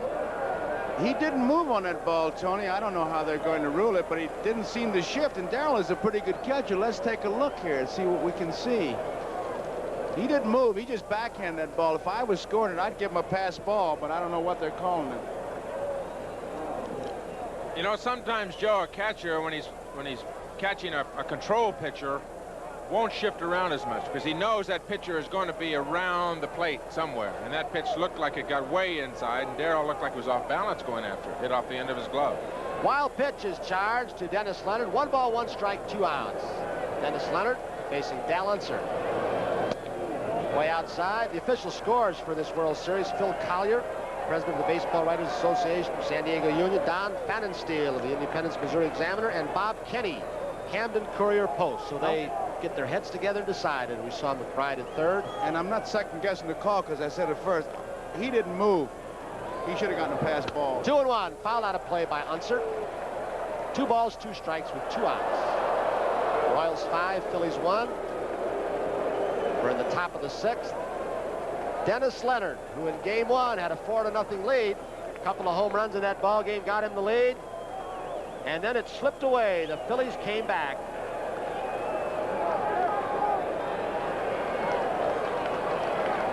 Leonard with McBride at third, really taking more time. Unser is also getting his thoughts together. Breaking ball, he got it. Slider out of the strike zone, but he gets Dal Unser for a strikeout, so he strands. Take McBride at third base. The score here in Kansas City: Royals 5, Phillies 1. And due up for Kansas City, the speedy Willie Wilson, then Frank White and George Brett. Well, just beyond the right center field fence, up on a hill here in Royal Stadium, Kansas City, a couple of horsemen, policemen in the area, were patrolling it. Show you the difference of the atmosphere in Philadelphia, which Merle Harmon described so vividly and picturesquely. Philadelphia versus Kansas City, 2 different types of cultures. Well, Kevin Saucier, a new pitcher, has come in, and Ron Luciano, there was a meeting with the home plate umpire before he threw his first warm-up pitch. What was it about? Don Denkiger went out to Kevin and he said, look at Kevin, we had an incident before, and I'm warning you before it even happens. If it comes close, you're out of here. I don't want 60,000 people or 40,000 people coming out of the stands and getting on me, you, and the ball players. We're not going to have any incidents today. And in case you missed it, joined us late, there's Denkiger, the home plate umpire for the American League. The incident that Ron Luciano referred to was when George Brett had a no-ball, 2-strike count on him. They pitched him away twice. Dickie Knowles came inside. He was flipped, Brett was, and there was a near fight between Jim Fry, the pitcher, Pete Rose. But the umpires calmed it right on down and did a great job. 5-1, Royals over the Phillies. All 6 runs scored in the first 2 innings. 5 by the Royals. Phillies with 1. Saucier's first pitch to Willie Wilson. Gets away from Boone, 1 ball. Wilson in the first inning drawing that throw, gets by, and you know he's got second easily, but he doesn't hesitate. There he goes. 2 balls, no strikes to Willie Wilson during the regular season. Hit .304 left-handed, but right-handed .361. That is his natural side. 3-0. He began switching in 1977, Willie Wilson. John Sullivan, now a coach for the Brewers, made him a switch hitter. Then Chuck Hiller, who was a coach under Herzog, now a Mets manager, refined it and taught him how to do it. So he's out, and look out. 5-1, the Royals over the Phillies. So Kevin Saucier walks the first hitter he faces. The wrong one, probably, Willie Wilson, and it'll bring Herm Starrett out. He's the pitching coach. Tony, as he walks out there, before Tom, I know you got an idea what he's saying. That shadow is going to be a factor. It is right now covering home plate, and it's going to get tougher and tougher. If you hadn't noticed, as the pitching coaches go out the mound during the course of the series, watch it the next time, because Connors and Starrett approach it differently. Billy Connors will go directly to the pitcher. Herm Starrett will always go to the catcher and talk to him first, and then walk with the catcher. He wants to find out from the catcher first, because pitchers do lie at times. He also don't know. Tony, he also wants to tell the catcher what he's going to say to the pitcher before he gets out there. All right, 5-1, the Royals over the Phillies. In the bottom of the 6th, Wilson at first. Saucier had Wilson going back toward first base in that pitch, so it's 1 ball, no strikes. White, as we look at Willie Wilson. He was second in the league in stolen bases with 79. Ricky Henderson of the A's, an amazing 100. Not a big lead in this 1-0 count. Fly ball, short right field. McBride. Boy, he had some trouble with the wind there. The wind is blowing out pretty strongly when that ball gets up high as that one did toward right field. 1 out. George Brett. He struck out his last time up, but that was the time at bat when they had the incident. And here's what happens. Take a look at it. That is a major league flip, a major league knockdown right there, I'll tell you. And look at him staring back, letting him know, I know what you did, and I'll get you. He goes up the middle a little bit more as Saucier throws over to Wilson. A little bit more up the middle in the left field and does not try and pull the ball as much against left-handed pitching. But there are situations when he's ahead on left-handers, he will look inside and can pull the ball.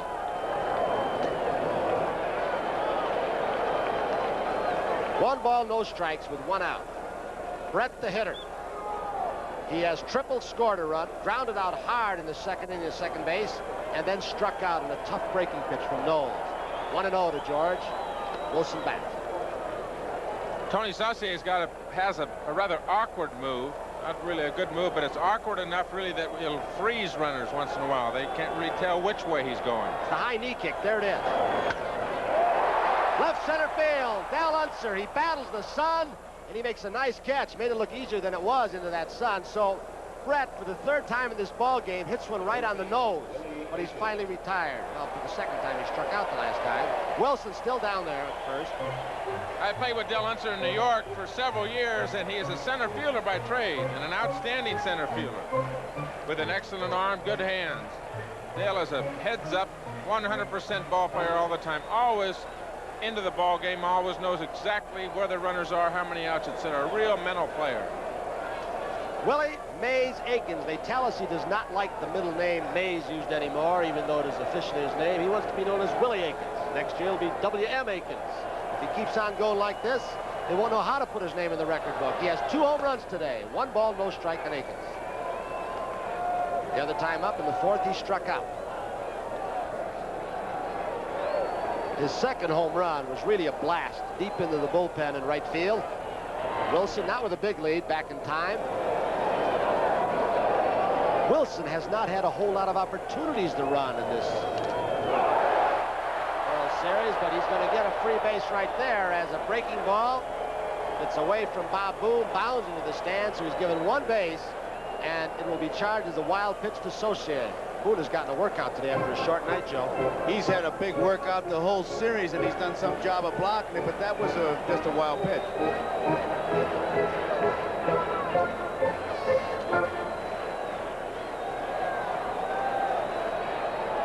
Bob Boone. Wilson has 2 stolen bases in this series, but he hasn't been on base that much with all the strikeouts. 3-0 to Aikens.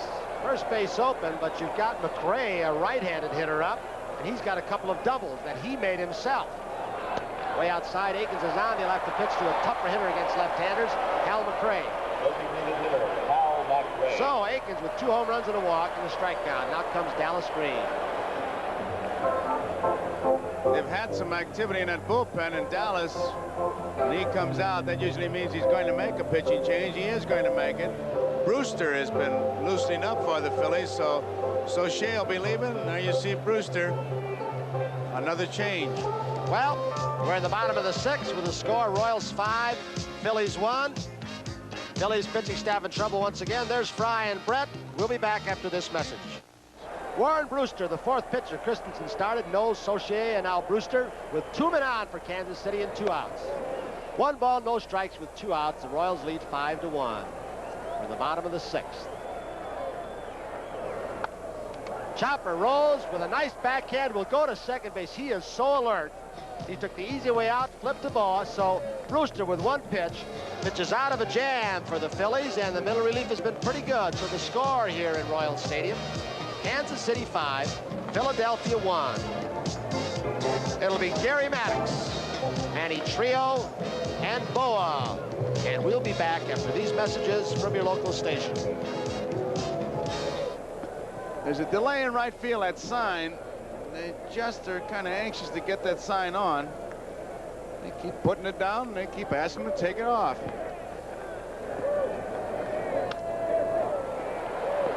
Popped up in the infield, and there's one out. That sun is a factor. You saw UL flip the glasses. The shadow is now in front of home plate.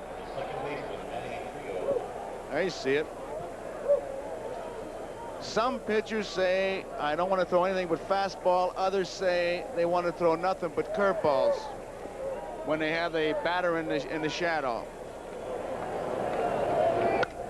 Right center field. This is going to be trouble. It's in for extra bases. Manny Trio rounds first. He's digging for second. They get that ball back into Frank White. These outfielders, they don't really waste any time. They just get that ball back in, and these Kansas City Royals line up. You remember in the championship series when Wilson overthrew, there you see Trio. When he overthrew, they were there trailing the plate. George Brett got the man at the plate. High breaking pitch, Tom. Manny Trio likes the ball up and out over the plate. He drives it up the alley in right center. The outfield here in Kansas City, very big, a lot of room in the alleys, a lot of room all the way back to the wall. Manny Trio made it to second easily, and looked, Tony, like he was grabbing his leg at second base. Sure did. It slightly pulled a hamstring. He's still doing it, his right leg. You can see it, Tom. Good observation. Strike That's not going one. to help him, is it? He pulls a muscle.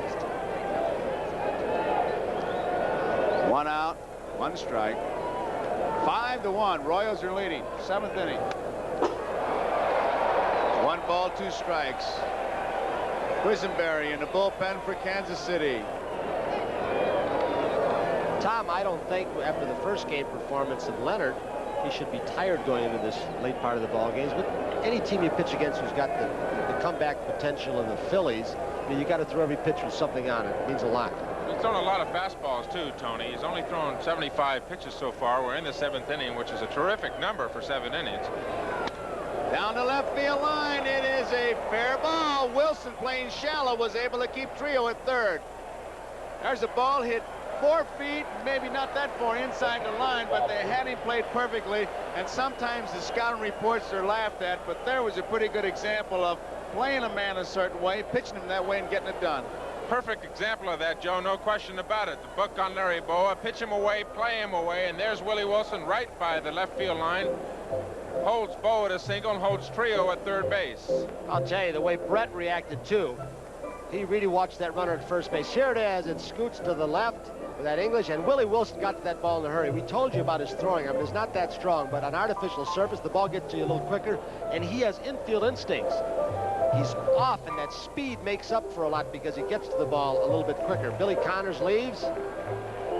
And there's Tug McGraw. He's been the workhorse of the Philadelphia Phillies bullpen.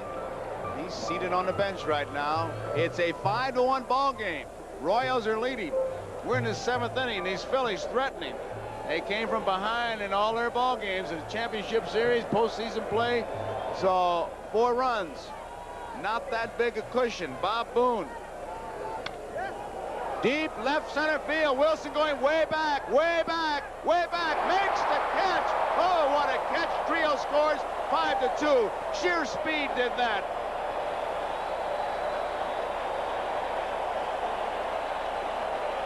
Another great World Series catch. They'll be playing that back-to-back to Willie Mays. His catch off Vic Wirtz. He simply outran that ball.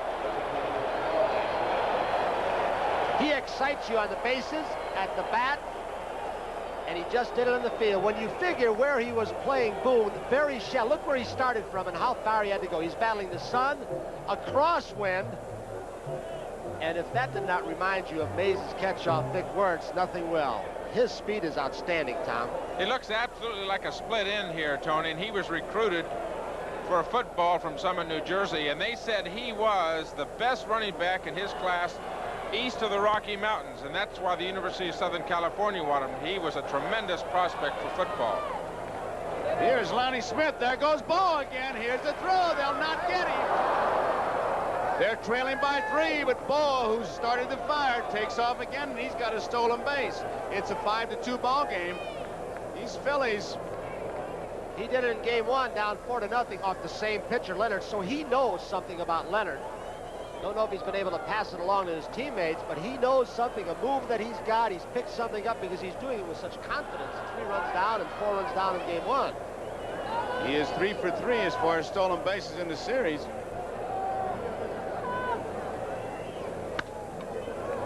UL Washington has it. There's the throw. And as we go into the bottom of the 7th, Royals 5, Phillies 2. And that great catch by Willie Wilson certainly did remind you. How much does it remind you of Willie Mays? Take a look at this flashback, and you'll see that it's almost identical just a few years later.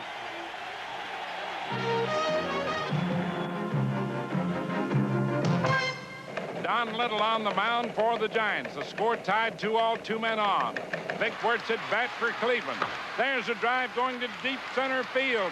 After it is Willie Mays. He makes a spectacular one-handed grab inches from the wall.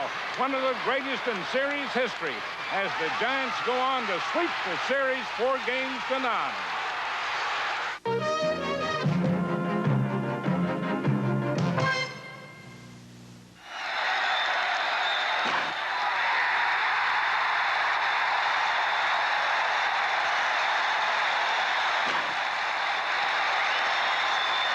Great moments of 1980.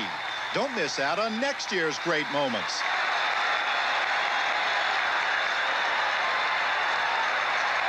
Baseball fever. Catch it now for 1981.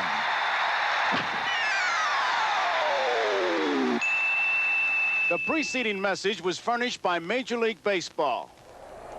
Bottom of the 7th, 5-2, Kansas City leading. Here is Amos Otis. He has been a tremendous player in this series. He is 2 for 3 today. A double, single.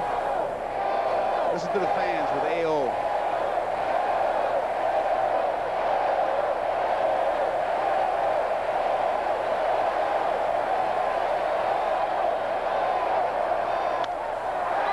Right center field should be no problem for Maddox.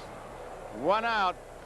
And Merle Harmon is down with manager Bill Verdon, who thought he might be here. Let's go down to Merle. All right, Joe, and a week ago today, Bill, you were involved in one of the most bizarre games probably in baseball history. A triple play that wasn't. Was the ball caught or not?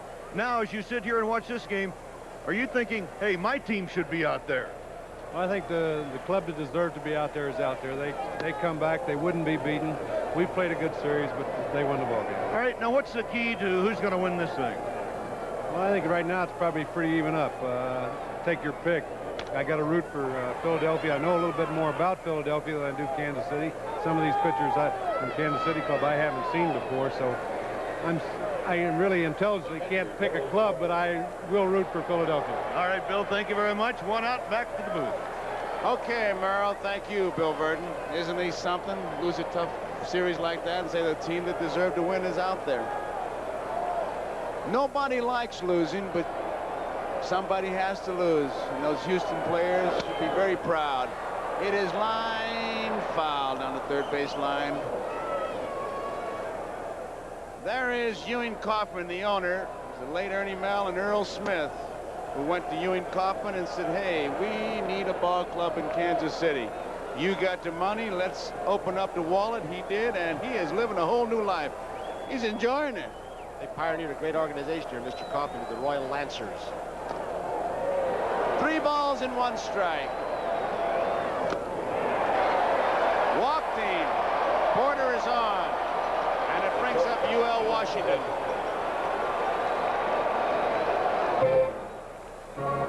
Good crowd on hand. There's the left field area, that corner. Different angle. Look at the shadows. There's a good pictures of the factor that the shadows are here. They have really been creeping out and out and out. And when that pitcher's in sunlight and you're in the shade, that ball comes up looking like a barber pole spinning. Manny Trio, big hop in time. So that ends the 7th inning. We complete 7 innings of baseball here. And it's the Kansas City Royals 5, the Philadelphia Phillies 2.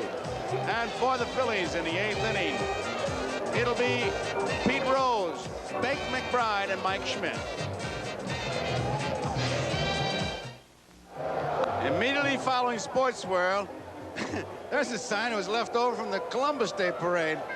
They're my write-ins in November. Kid's looking for the Italian vote. His spelling was pretty bad, but I appreciate the sentiment. Pete Rose. And look at these Royals fans. Go Royals, #1 World Series. Well, they're well on their way to tying this series at 2 games apiece tomorrow. Gura against Bystrom. Left center field. It'll be extra bases. Willie Wilson slipped as the ball was hit, and Pete Rose has himself a double.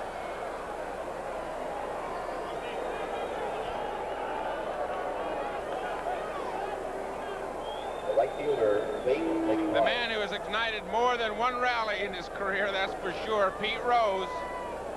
It's been silence more or less in this series, but here's his first extra base hit, a double up the alley in left center field.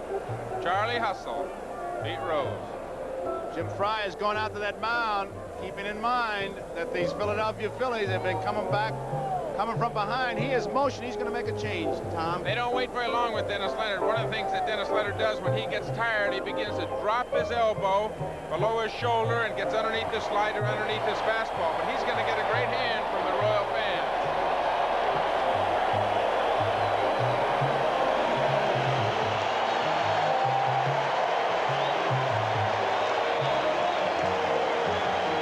So Dennis Leonard leaves. He gave him 7 tough innings, and he leaves with a man on second to score 5-2. Quisenberry coming in. We've got a break in the action. We'll be back.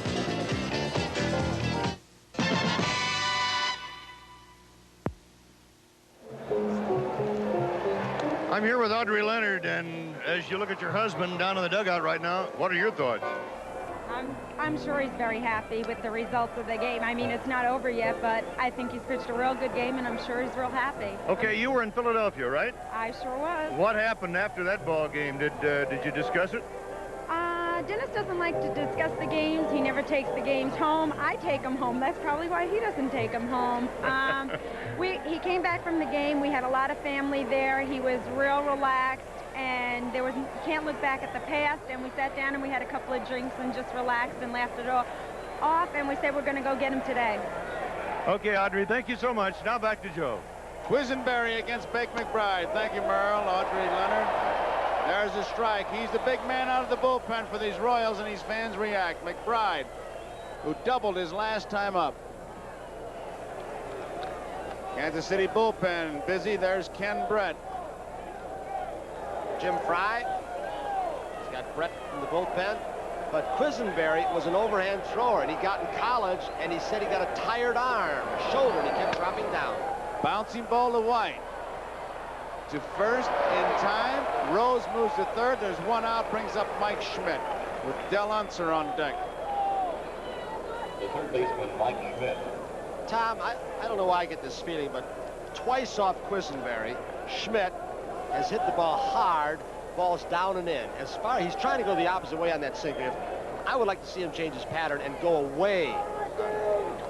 I talked to Mike yesterday about that, and he said he tries to hit Kent Colby the same way. He tries to hit him up the right center field alley. Feels he can drive that ball, even look for the ball inside, and still is able to inside out the ball and drive it up the right field alley. There's a good shot from the center field camera to see how Quisenberry will work against Schmidt. Also the shadows. Ball 1. Phillies have come from behind 6 times in September, and all 5 of their postseason wins. As Tony mentioned yesterday, they've won 23 of their last 30 road games. It's popped up. Hurdle says, I'll take it. Rose is tagging up. Here he comes. Here's the throw. It is 5-3. Rose scores, and it's Royals 5, Phillies 3. And Darrell Porter, who was standing in the third base line, got out of the way because Pete was not going to slide. Had that play been close, he was going to take a shot at Porter. Like he did, it was at Pujols in the championship series, Houston. Here comes Hurdle's throw. It was Bochy in the championship series. He was not going to slide at all, and Porter went out of the way and took a little swipe tag. So 5-3 the score now, and here is Del Unser. Unser is 0 for 3.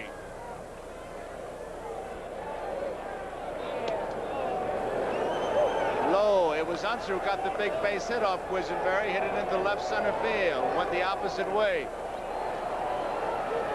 Hunter's a much better hitter, Joe, when he goes with the ball. Tries to hit the ball up the left center field alley. When he tries to pull the ball, as he did earlier in the game today, and hit the fly balls to right field, that's not the way Dell hits.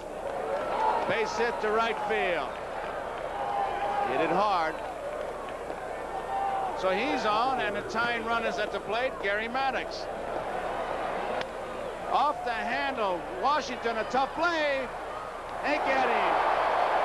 So Quisenberry does get the job done. And there is his lovely wife, Mrs. Quisenberry, watching the game, seated next to Merle Harmon, who's in the section. Janie Quisenberry, and 5-3 is the score, middle of the 8th. Royals leading, 2 up, Willie Wilson, Frank White, and George Brett. Tomorrow, start your day with NFL 80, followed by heavy-hitting AFC action featuring the Battlin' Bills versus the Never Say Die Dolphins. Check local listings for the game in your area. Be a big day on NBC tomorrow, as you saw. It begins with NFL today. There's a shot of Kansas City skyline, beautiful countryside, ballpark in the jam parking lot. 42,363. What did I say? NFL 80, NFL today. NFL 80. All right. I tell you what. You begin with Brian Gumbel and stay with us all day. As tomorrow, this afternoon, after this game, we're going to watch a pretty good fight. I know I'm going to watch it. Michael Spinks, St. Louis boy, against Yaki Lopez. There's a strike. 42,363, 17 less people than last night. Where are those 17 people? Boa in time. Wilson is out. A lot of talk today around the batting cage. There's some talk was about Boa and that ball that was smashed at him last night. And there were always the brave souls who will second guess and say, he should have taken that one in the chest or taken it on the kneecap. Boy, I'll tell you, it's easy to talk when you haven't been in the arena. You have to react that quickly. It's very instinctive. There's a strike to Frank White. I asked Larry about that. You know what he said, Tony? He's trying to get out of the way of it. I mean, as honest as he could be, I was trying to get out of the way of it. I don't blame him. There he is, the franchise on deck, George Brett. Didn't mean to swing, right to Trio. 2 up, 2 down. George Brett has hit the ball hard 3 times, has 1 base hit.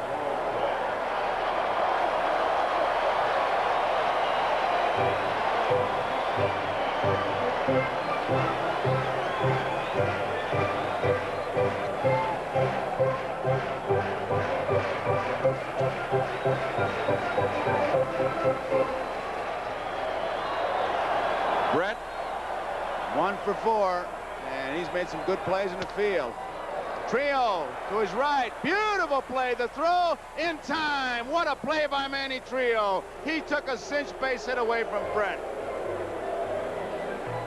Only that strong arm, Tony, can he make a play like that? Well, all we need here is Doug Flynn from the Mets, Willie Randolph from the Yankees. We'd have about the 4 best second basemen in the game. Trio and White have really put on a show.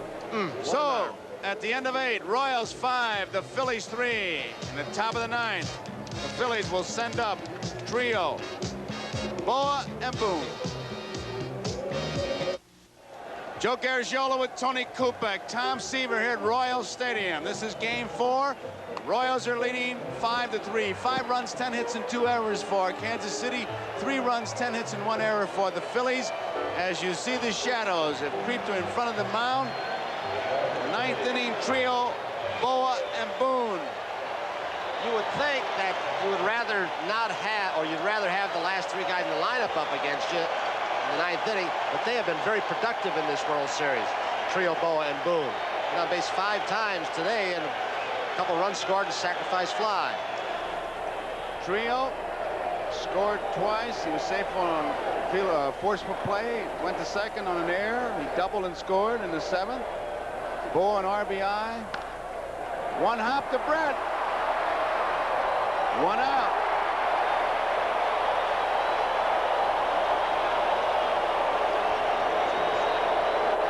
As this builds up, you're going to hear an eruption.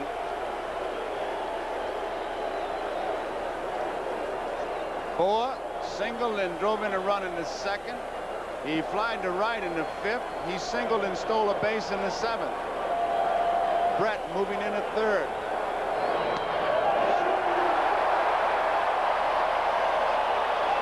Strike one. Aikens in at the corner at first. Brett in at the corner at third. 1-1.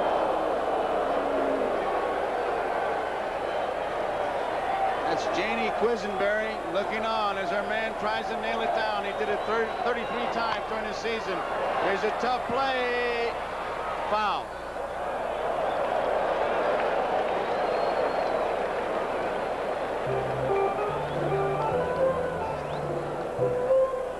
See Janie just almost clenching her teeth.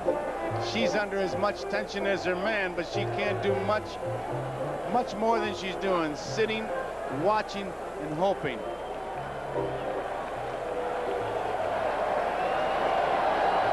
And laughing. Nervously. Foul ball. The wife. Mostly in the background, playing wife and mother during the day hours, coming out the ballpark and having to be Miss Glamorous baseball wife. Super ladies. White. 2 outs.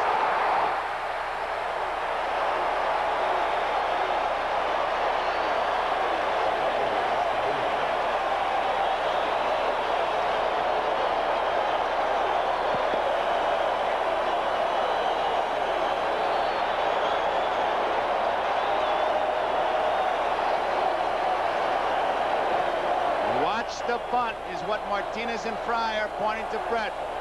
The crowd, like in Philadelphia, they will broadcast an umpire for you. Something a little bit unusual, though. You've seen it before, Joe. Quisenberry pitching from the stretch with nobody on. Obviously, Fry and Connors have gotten with him, and he's a little bit more comfortable from the stretch, if you notice. There he is. Ball one. Foul ball. 1 ball, 1 strike.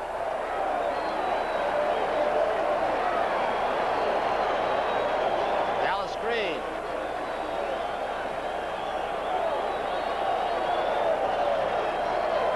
Once again, Jimmy Fry saying, watch the bunt. I don't know if he showed enough appreciation for that play that Frank White just made on Bo, who slaps and runs. That was a good play.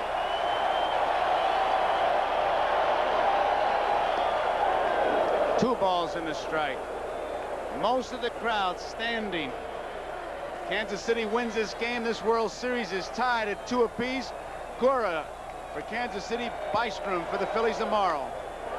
Inside, 3 balls and 1 strike.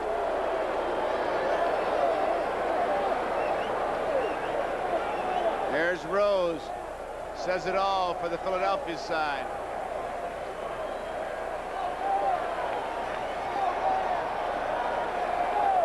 Kansas City bench. Bouncing ball. You'll hear it.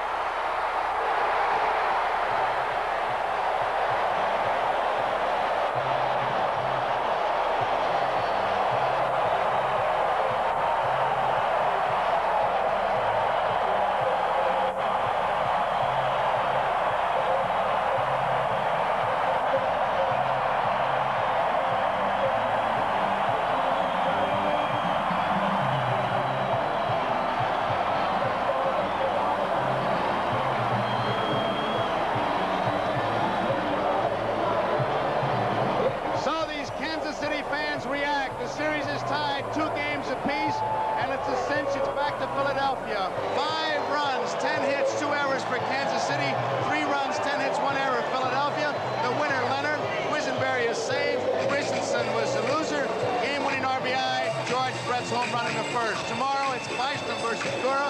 Joe Garagiola for Tony Kubek and Tom Seaver saying so long. Kansas City 5, Philadelphia 3. Game 4 of the 1980 World Series has been brought to you by Ford and your local Ford dealer, who invite you to test drive the new 1981 Ford cars and trucks. And by GE. At GE, we bring good things to life. And by Lowenbrow. When you want the taste of a truly great beer, there's really only one. Tonight, let it be Lowenbrow. And by Gillette, makers of Right Guard. Yes, men count on Right Guard because men perspire more. Tomorrow on NBC Sports NFL football, you'll see regional coverage. Buffalo Bills at Miami are the Seattle Seahawks at the New York Jets, both preceded by an inside look at pro football on NFL 80. And then it's Game 5 of the World Series. Cura against Bystrom. Stay tuned for Sports World. Michael Spinks against Yaki Lopez live in a 10-round light heavyweight bout next on NBC. Philadelphia still leads 2-1, but this team of Royals is fired up. And in the first inning, the pride of the Show Me State shows them.